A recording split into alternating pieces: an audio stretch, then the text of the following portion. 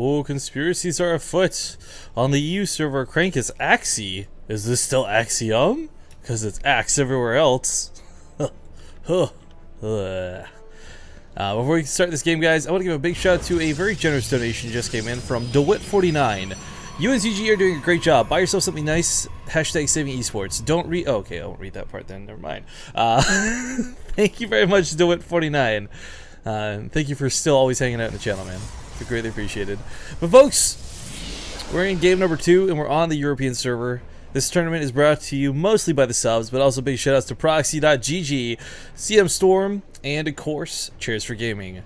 Proxy.gg, if you sign up on their website, guys, you basically get a second set of partoofs to bet with. They do stuff online. You use a currency called bread. If you use Space Trade TV as your promo code, you'll get 20 free bread. But spawning here in the bottom left corner of the map, playing for Axiom and leading this series 1-0. At the start of this group, it is CranK. In the upper left, as the blue Terran, its properties MorroW.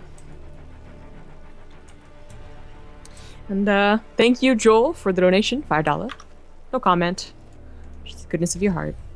Oh, nice. No. So both players actually choosing to play a little bit greedy this game.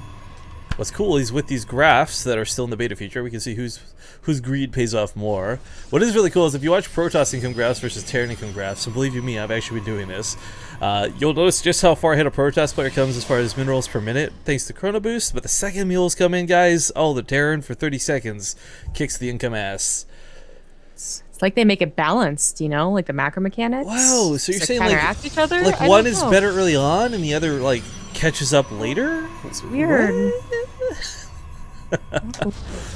I really like CRANK's style last game. I don't think it'll work this game. And while we can talk about MorroW possibly having drop potential on these spawn locations, I really don't know how he plans to play this one out.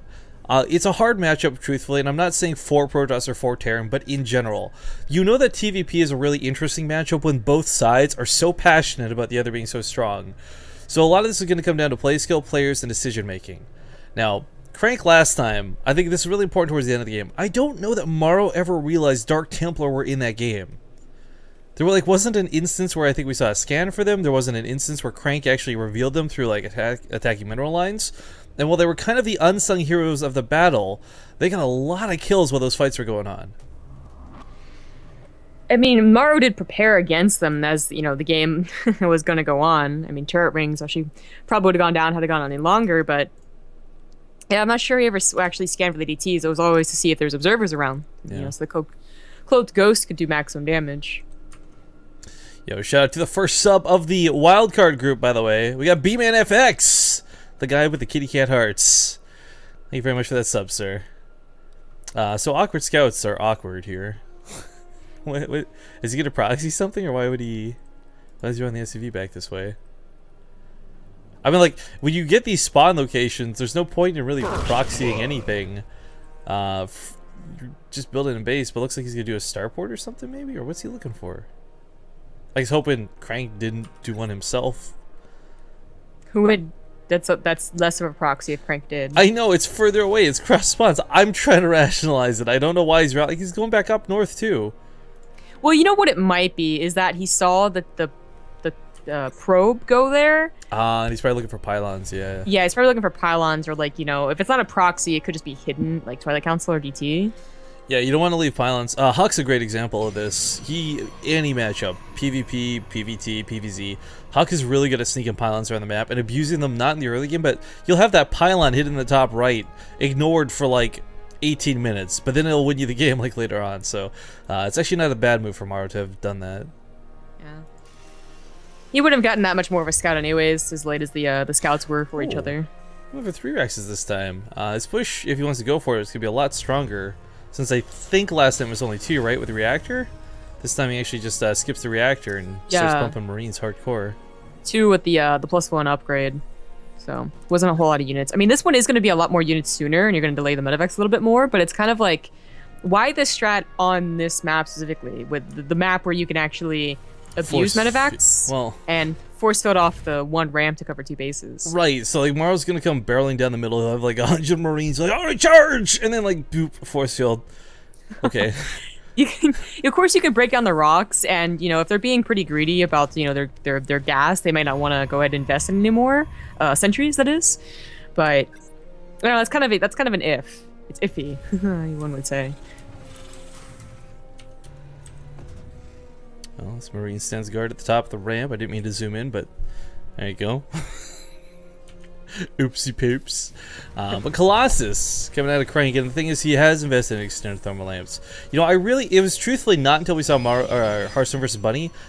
It happens so rarely. I never really considered how powerful faking out a Colossus could be, but now every time I see this, like, I'm keenly watching, like, is he going to invest in the thermal lamps? Is he going to forget about this? Will he go for more than one?